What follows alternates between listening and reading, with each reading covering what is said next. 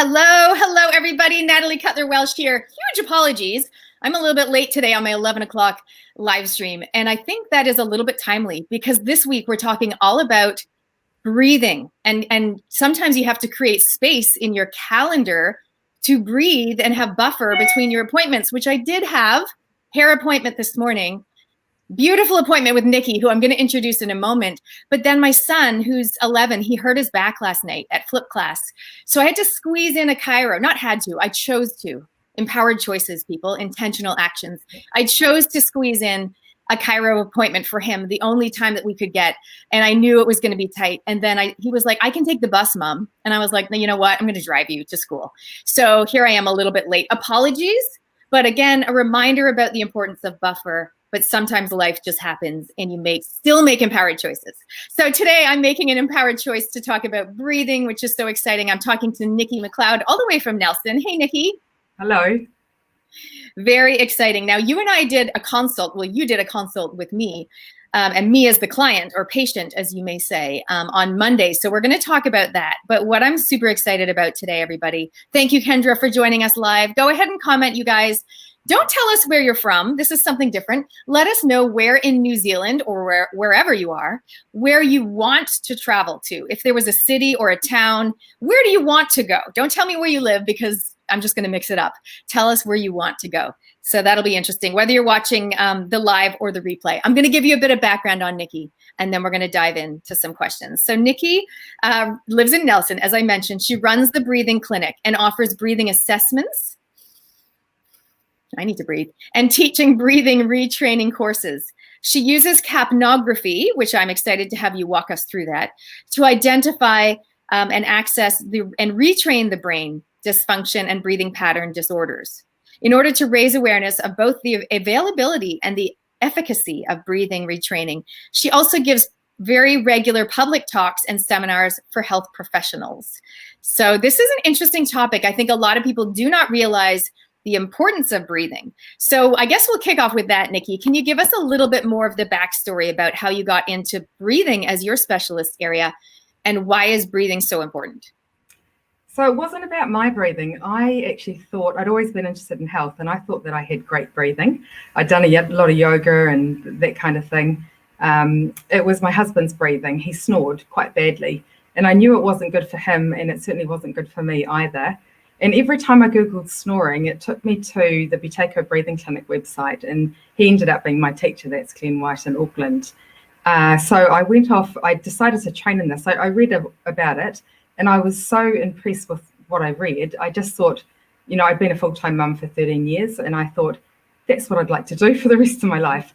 The people, what I was interested with in the caliber of people who were doing it, people who were ditching their careers and all sorts of things. There were vets, medical students, training in this, physiotherapists, osteopaths. Yeah, so I went off to do my training, and I had epilepsy for 13 years, which came on after the birth of my first child. Grand mal and partial complex seizures, life-threatening epilepsy. I didn't link it to my breathing. Nobody else did, not the neurologist, nobody that I saw.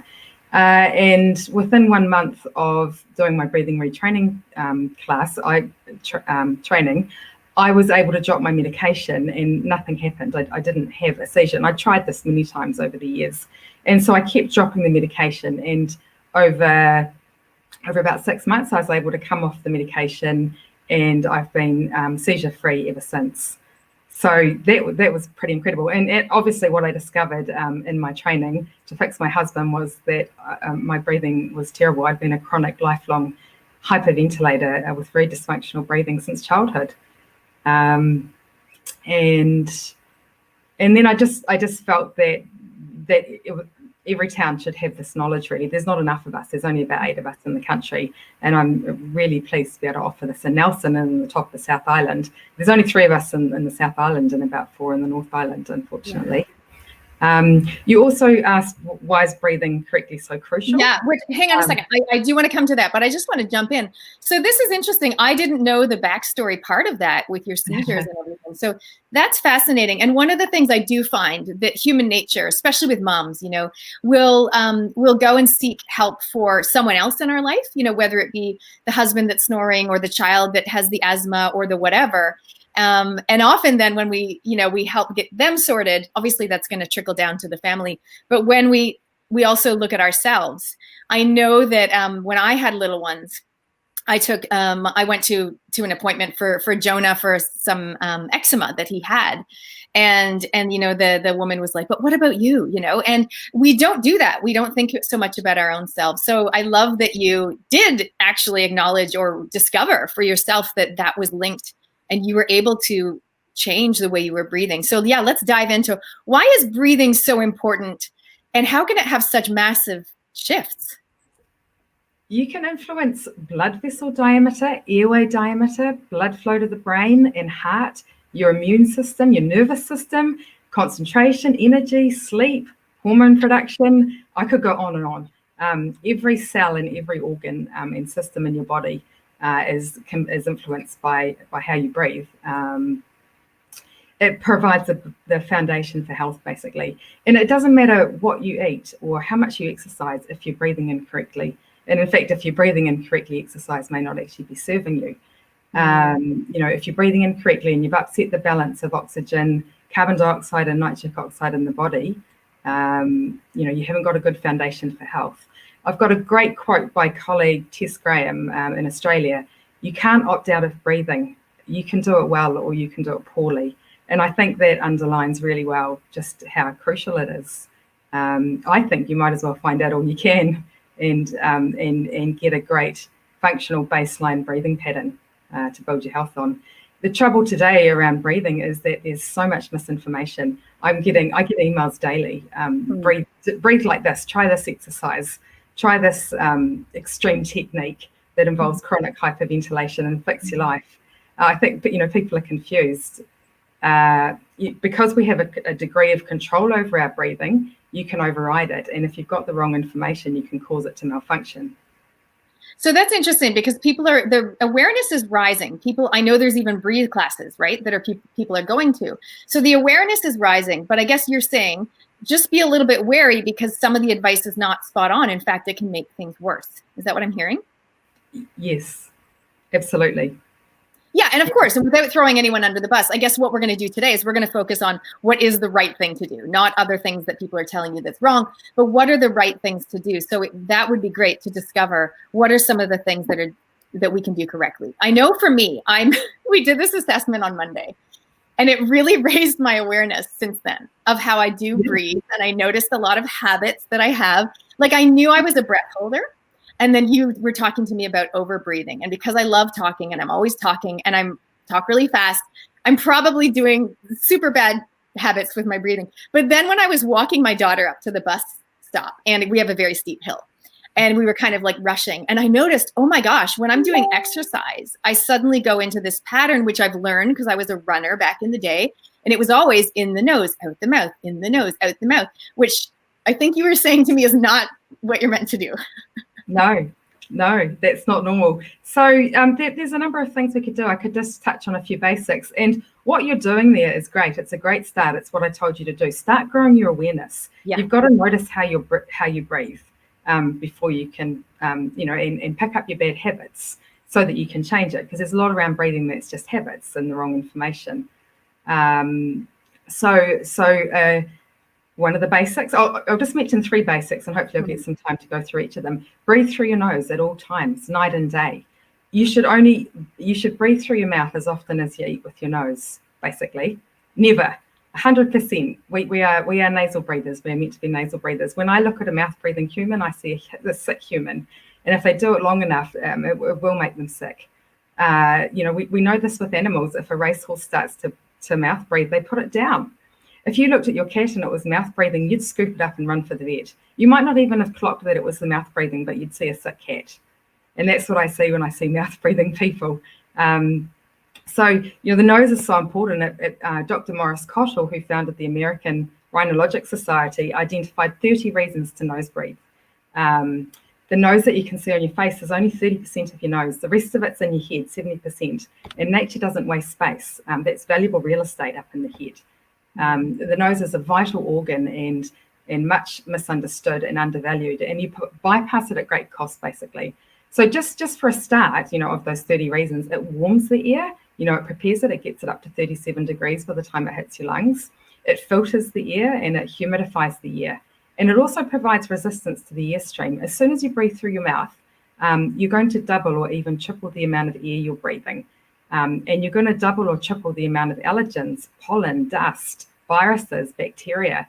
And you're going to take that dirty air and all of that stuff straight into your lungs, where if you put it through the nose, it's not going to make it all the way into your lungs.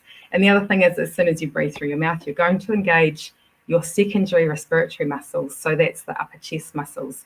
They're meant for an emergency. They're meant as backup. And when you breathe from those muscles, you engage your sympathetic nervous system. And that's the stress part of your nervous system. And then you've got a vicious cycle going on of over breathing. And sometimes just mouth breathing in a number of people, depending on genetics, can lead to nasal congestion and blocking up. And then you've got a vicious cycle at play. The person may want to nose breathe, but they can't because they're so blocked up.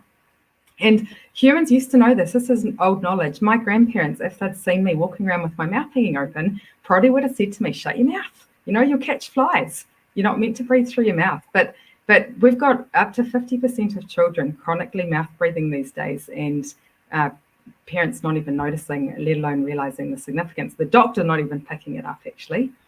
When I say this is old knowledge, American Indians were observed holding their babies' lips closed after breastfeeding them to train them to nasal breathe. They knew this. So I think, shall I show you a nose unblocking technique for anyone who's... that would be amazing. And by the way, you mentioned about the kids, 50% of kids walking around, mouth breathing.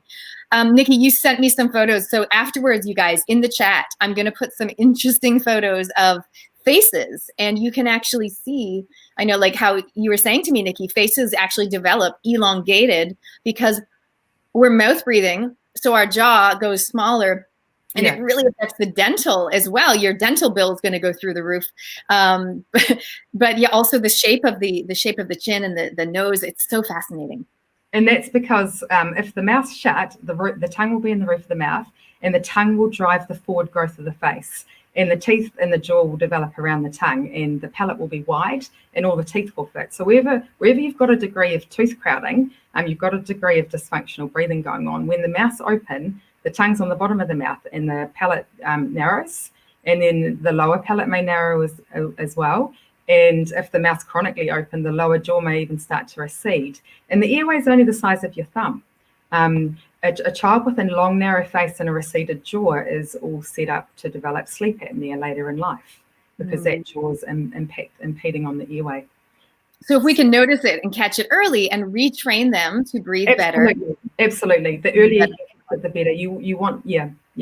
And a multidisciplinary approach might be required from a functional dentist as well as breathing retraining. But if you widen that palate again with functional dentistry and bring the lower jaw forward, but the person continues to dysfunctionally breathe, that dental work can cost $4,000, $6,000, $8,000. It will start to undo. You've got to retrain the breathing as well and get that tongue and get the nose unblocked, get the tongue in the roof of the mouth, change the habits. Well, you'll be pleased to know that our orthodontist did ask. She did say, is Jonah a mouth breather? It's the first time I'd even heard of that question. And so I really loved that she asked that. And the answer was a resounding yes. So for those of you watching, do you think you are a mouth breather or a nose breather? Just comment and let us know if you're open to sharing. And I imagine people listening are also starting to naturally think of other people in their life. Like for me, I'm like, oh, yep. My husband, oh, yep. And also my son, definite mouth breathers. So this is really helpful stuff that a lot of people just would not have thought of. So, okay, and we're ready to show you, for you to show us the technique.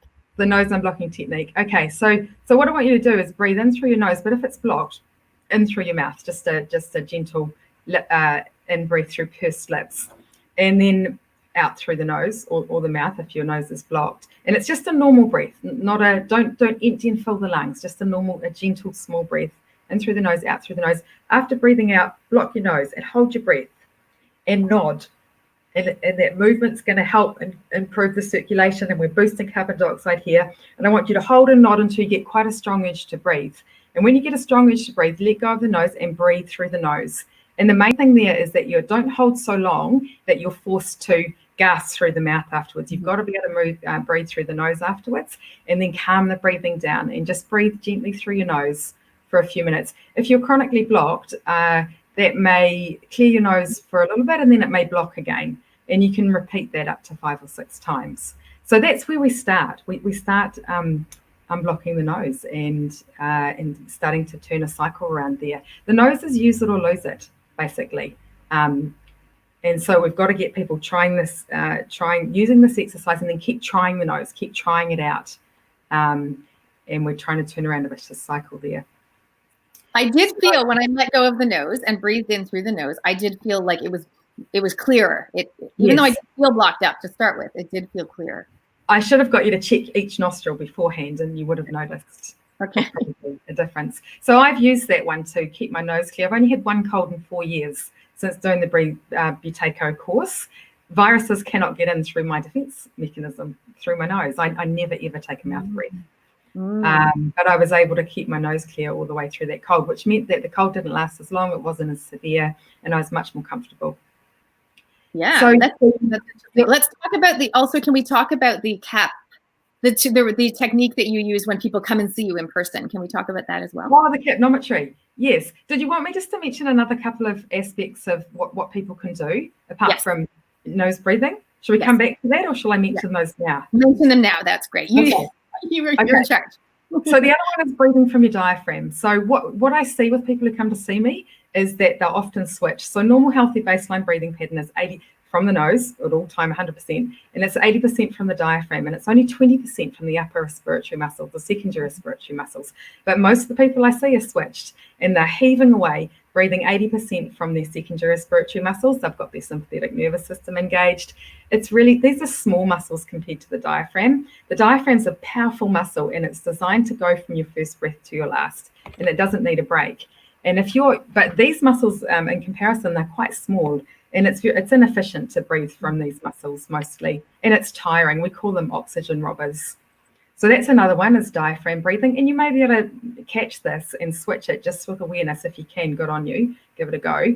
And the other thing would be to breathe less. This is not so easy. This is what we teach.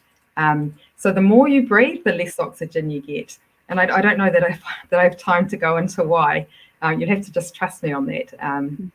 The idea that the breathing should always be deep and full is a modern health disaster, and it's been promoted everywhere you turn. Basically, the more you breathe, the less oxygen you get due to the Bohr effect. So you could Google that, BOHR. Basically, when you overbreathe, you remove too much carbon dioxide from the lungs and from the blood. And what happens is that the bond between hemoglobin, which carries oxygen around the body and delivers it to the cells, and oxygen strengthens. And despite the blood being fully loaded with oxygen, if I put an oxygen oximeter on most of you now, you'd have 98% oxygen, 95 to 98% oxygen in your blood. So despite it being fully loaded, less is released to the cells, and it's released more slowly if carbon dioxide's too low. And the way you lower carbon dioxide is to overbreathe, mouth breathe, big, deep, full breathing. So, yeah, those are three. One of the things you asked me, because I did an assessment, like I think you have this quiz or assessment that I filled out ahead of time. And it was about, and I said it was about sighing, right? And I was like, I don't think I sigh, but I definitely do this thing I'll notice. And I noticed it a lot since you highlighted it to me. I'll just be working or in the kitchen or whatever. And all of a sudden I'll notice I'm kind of holding my breath. So I'll do this really big breath in my nose and then like out my mouth. And it's just, so it's not a sigh, but it's definitely and you said to me, what is that? Well, it's a blow-off breath, I think, or we call it a catch-up breath or a blow-off breath. It's possible that it happens when, if you were to sit down and calm down and slow down, it might be that you would do a series of big blow-off breaths, because when you sit down and slow down, the breathing slows down a bit, the carbon dioxide levels start to rise beyond what you're used to. I think you've got used to a lower level of carbon dioxide, and you're maintaining a lower level. And the sighing and the big catch-up breaths is a way of blowing off carbon dioxide and maintaining an abnormally low level.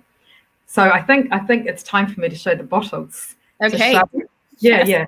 So a normal one thing too that's happening there with Natalie, with her doing these big catch-up breaths and sighs, is one aspect of a healthy baseline breathing pattern is smooth, regular, even breathing. And those big breaths every now and then, and the sighs, they're an interruption to the rhythmicity and the regularity of the breathing. So that's one thing. But it's also big breathing. So a normal breath at rest is just 500 mils, the size of a Coke bottle. And you only, as soon as you mouth breathe, you're going to double that to a litre at least. Possibly even you're going to triple it. A sigh, I'm just wondering if I can hold all these bottles. So a sigh can be 2 litres, or one of these big catch-up breaths. I don't think I'll try and get the other 2. It can even be 3 litres, a sigh. Yeah, so I see people, anyone who chronically sighs, that's a sign of a body under stress and of a dysfunctional breathing pattern. So they're taking the oxygen into their mouth and then out again on the mouth? Yeah, it doesn't matter. They might do it through their nose, but it's just a huge breath. It's a huge loss of carbon dioxide. And often people are doing it every 15 minutes all day long. And they will have dysfunctional breathing and they will be tired. And they're in a vicious cycle there of over breathing. So the thing to do about sighing, I just bring people's awareness to it. Then they have to go away and start growing their awareness and just stop it. Once you realize the impact that it's having on your health and on your breathing, just stop it with sighing. The other thing that relates to that is yawning. So how does that come into play? Yawning. So we know that yawning is normal. Only psychopaths don't yawn. But a few yawns a day are normal, appropriately in the evening if you're starting to wind down and getting ready for bed. But chronic yawning all day long, again, that will be part of a dysfunctional breathing pattern and a way of maintaining a low carbon dioxide level. And what's really interesting is that when I start to work with someone and we start to normalize their breathing and bring their breathing rate down, often they can start to yawn like crazy in the first few weeks of the program. And we call that the battle of the breathing center. So we're trying to raise the carbon dioxide levels beyond what they used to. And the body's, the breathing center's fighting back, trying to blow it off. So they learn to yawn through their nose, which is not a very good look, but really important. Losing the big breath that's associated with it. So one question that I'm really drawn to ask now is, how long does it take? Like, I know that you do workshops. I'm not sure how long they are. Or is it really a matter of, it really does take, because it's habitual, a series of time? Like, how, if someone really wanted to turn their health around because they realize, oh my gosh, I'm doing all these other things, but really the breathing is what's holding me back from being more healthy, whatever it might be, the asthma or the whatever. How long does it take? It depends on so many things. It depends how old you are, how long you've been dysfunctionally breathing, how many medications are you on, what health conditions do you have. Children, we love to work with children because they respond really well. We can turn it around quickly and change their habits. But generally we do a 6-week course. So 4 sessions on 4 consecutive days, 4 90-minute sessions. And then you go away and practice what you've learned for a week. And then we do a 5th session a week later. And then we do a 6th session 6 weeks later. But some people who are really chronically unwell with very dysfunctional breathing, I may then see them every month or every 3 months for the next year. Just to give you an idea with my own health, because I was so sick and such a chronic hyperventilator, it probably took me a couple of years to rehabilitate my breathing. But the start was the Breathing Retraining course, where I got the right information and I got the tools and the skills. And then I went away and kept working on it. But what I learned in that course, I will take to my grave. My awareness around how I breathe, it's there every day. And there are certain techniques that I use every day. For example, speaking, I speak a lot, giving public talks. And when I teach, I'm talking for an hour and a half at a time. And just in my clinic, I'm seeing people all day. I can talk for 5 or 6 hours a day. So I have a technique to that, and speaking is a source of chronic hyperventilation for a lot of people, over breathing. So I know I use exercises to boost my carbon dioxide level back up and normalize my breathing after a day of talking, so that I don't carry on over breathing all evening and then all night as well. I mean, that's great. I have a lot of my clients are speakers. So any tips that you have for speakers around breathing, always welcome. It's probably something a lot of people haven't thought about. We need way less air. If your baseline breathing pattern is an elevated pattern and one of over breathing, then you will hyperventilate even more when you speak. You'll be using way more air than you need to when you speak, and the amount of air that's needed to go over the vocal folds and make the noise of speech is way less than we think. We only need a small amount of air. So we teach you to speak with less air, to slow down. We retrain your breathing to nasal breathing while speaking. So you couldn't just go out and do that, on a professional level, giving a presentation in your job, say. We have to build up to that. We have to normalize the baseline breathing pattern first, and then we look at the, once we get you into a better place, we look at the breathing while speaking, not until the second week. Well, I had a little go at that yesterday. I was reading my 9-year-old a story, and I was very aware of my breathing. It was not good, but I was trying to read the story while trying to breathe properly. So well, good on you, because I only touched on it. You don't have the knowledge yet, so good on you for trying. But that's great. I mean, if you're a parent and you're reading stories to your children at night, that's perfect, because the way we retrain your breathing is we get you to do formal exercises just for 5 minutes a day of breathing in a different way while you speak, in a way that isn't so tiring, in a way that doesn't blow off so much carbon dioxide, in a way that doesn't exhaust you, and dry out your airway and your vocal folds, and irritate your vocal folds and cause you to cough or set off your asthma. But that's great. You can practice. You get to practice every day when you read that story. Exactly. Okay, I'd love to ask you a little bit. We can come to the cap machine, but first I'd love to ask you, do you have a story of somebody you've worked with that had a condition or something, and then through their breathing? I have so many. I wasn't sure what to. You stop me. I'll just start going on a few, and you stop me when you need to. So I had a 9-year-old girl. She was the daughter of a doctor. Chronically blocked nose. Her very long face was starting to develop. Her mouth had been open her whole life. Chronic mouth breather. And her nose was blocked as a result of her chronic mouth breathing. She was hyperactive as a result of over breathing, because it can cause hyperexcitation of the nervous system. She'd had her, she got a lot of respiratory infection. So they'd got her adenoids out, thinking that would widen her airway. She was still blocked, still chronically mouth breathing, and her dad was onto it. He knew that wasn't good. He was aware of Buteyko. So he brought it to me, and we got her nose clear, and we established nasal breathing within a week. And she's still nasal breathing. She was a runner. She's improved in her sport. She's calmed down. So that was really cool. I had a man recently. He was exhausted, poor sleep, very unwell, restless legs at night. You name it. He had his symptom score, because I use quite a comprehensive health questionnaire, and his symptom score on there, his breathing related symptom score, was in the 60s. That's quite high. And he wanted to, his dream was to retrain as a fireman, but he'd given up on the idea because he was so unwell. Within 6 weeks, his breathing related symptom score dropped down to 2, and he's now seeing the fire services potentially in his future. So again, I love my job. One that I'll never forget, quite early in my career, was a teenage girl. She'd been a chronic mouth breather all her life. She had a long, narrow face, a very receded chin, tooth crowding. She'd been working with the functional dentist in Nelson, and had widened her upper palate, widened her lower palate, straightened up her teeth, and he was trying to bring her lower jaw forward. She wanted to nose breathe, but she was so chronically blocked as a result of dysfunctional breathing and over breathing that she couldn't.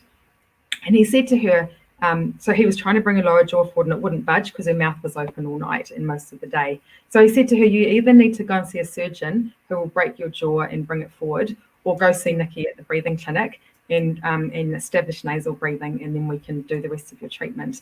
So we got her nose breathing within 2 days. And it was absolutely beautiful to watch what happened. I kept in touch with her over the next 6 months. She hadn't come to me for anxiety or for her gut problems. And and it was just amazing to watch as those started to fade away over the next 6 months. So much in her health came right. So that, another one, lifelong asthma and exercise-induced asthma. She loved to run. And she really wanted to do a marathon. And all her life, every time she tried to train for one, her asthma had just got so much worse that she'd had to abandon the training. So I didn't even work with her in person or use capnography. We just did it online, and she put everything in. She was very diligent with the practice. And the last I heard, she was training for a marathon. She'd thrown all her asthma medication out. She didn't need it anymore. That was a great one as well. You know what I'm loving? I know I feel like you could go on all day, but what I'm loving. So interrupt me. How it's so interrelated. You know, when you talked about the girl with the breathing through the nose and then her anxiety and her gut health also. I mean, it is all interrelated.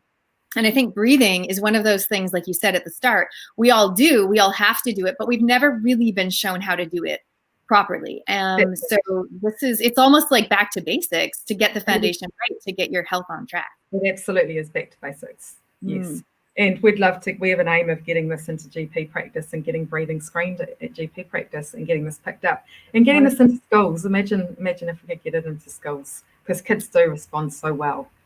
I agree. And not just in terms of mindfulness, but in terms of just foundational health basics. I think that's so good. And also with the anxiety and everything that's on the rise, I think this is part of it. Hey, I know we're almost out of time. Tell us a little bit about the machine so that we can see how it looks. I will also put a photo in. I'll put photos in afterwards. Okay, so I use Capnography. It's a $5,000 machine. It's not very impressive looking, but you put a nasal cannula on as if you were going to take oxygen, and the machine is measuring the carbon dioxide in your alveoli in your lungs at the end of the exhale. It's called end-tidal carbon dioxide. And also on the machine, we can see your breathing rhythm on the screen. So it looks like this. Well, it should look like this. It might look like this, you know.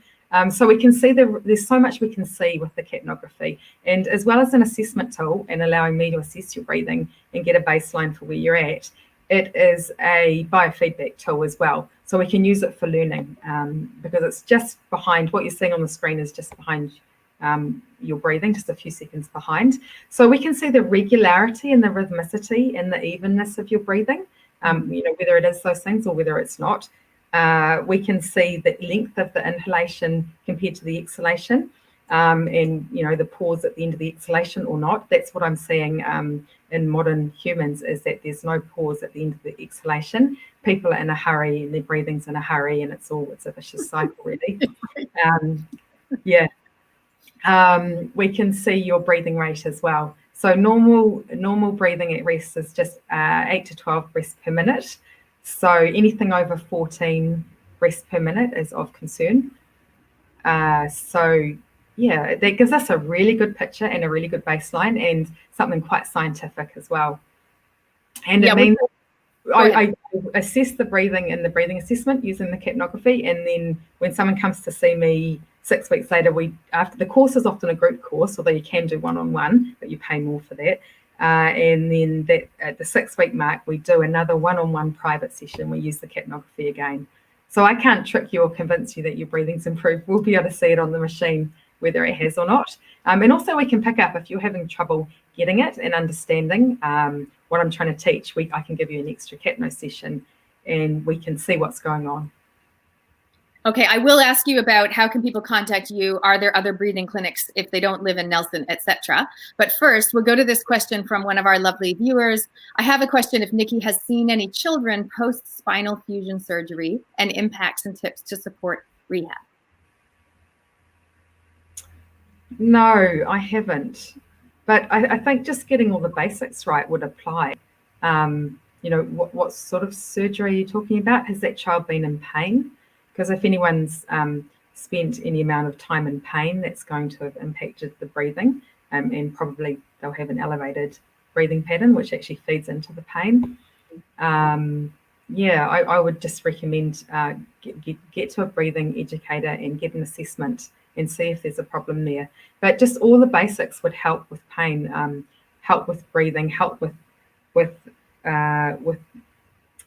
muscles and with posture, because we start with posture. You can't diaphragm breathe if you don't have good posture. So all the basics, good posture, nasal breathing, diaphragm breathing, and nasal breathing, just establishing those things would be helpful in any situation. Okay, great. Well, that leads us nicely into the how can we contact you to find out more, or if there's a breathing clinic in locally that we should be going to, or looking online. How does that work?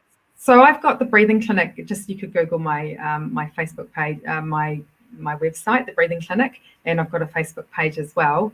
I work online with people, but up in Auckland, you've got Dina Sinisa, and I think you know who, Natalie. Yes, she runs the Breathe Clinic in Auckland. and she's a fantastic practitioner. In Hamilton, you've got Felicity Campbell. She runs the Breathe Free Clinic. In Wanaka, you've got Susan Allen, who runs Yoga Ground, and she's a breathing educator as well. And there's another woman, Viv Smith, in Wanaka. Those are the active ones that I know of. We've got my teacher's clinic, the breathing clinic. You take a breathing clinic in Auckland, that's Glenn White. We're all the sort of fully trained active ones who are doing this full time. There just isn't enough of us. We need one of us in every town, really. Well, hey there, if someone's looking for their new career direction, maybe that's what it is too. You can get in touch with Nicky.